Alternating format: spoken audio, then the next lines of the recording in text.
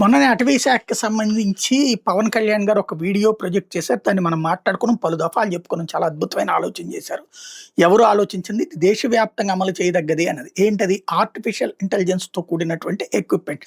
అది అడవుల్లో పెడితే దానికి దరిదాపుల్లోకి ఏనుగులొచ్చినప్పుడు, ఆ ఏనుగులకి గమనించగానే ఆ ఏనుగులొచ్చినటువంటి విజువల్‌ని ఇక్కడ అటవీ శాఖ అధికారులకి అలర్ట్ చేస్తుంది. అట్లాగే పబ్లిక్‌ని అలర్ట్ చేస్తుంది. అట్లాగే తుపాకీ శబ్దాలు వినిపిస్తాయి. దాంతో ముందుకొచ్చే ఏనుగు పారిపోయి వెనక్కి వెళ్ళిపోతుంది.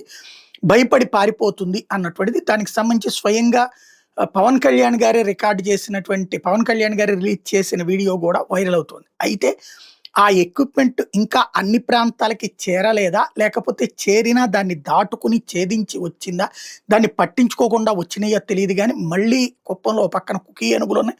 ఇంకో పక్కన ఆర్టిఫిషియల్ ఇంటెలిజెన్స్ సంబంధించిన ఈ ప్రక్రియ ఉంది. వీటన్నిటి మధ్యన తాజాగా చంద్రబాబు గారి సొంత నియోజకవర్గమైన కుప్పం మండలంలో ఉన్నటువంటి కూరమాయపల్లిలో ఏనుగులు ఆహ్, వచ్చి జనం మీద పడ్డాయి. అక్కడ ఉన్నటువంటి ఒక వ్యక్తి కిట్టప్ప అనేటటువంటి వ్యక్తిని తొక్కి చంపినాయి. అట్లాగే ప్రజల్ని భయభ్రాంతులకు గురి చేసినటువంటి సంఘటనతో పరుగులు పెట్టారు ప్రజలు. ఆ ప్రాంతంలో విధ్వంసం సృష్టించినాయి ఏనుగులు.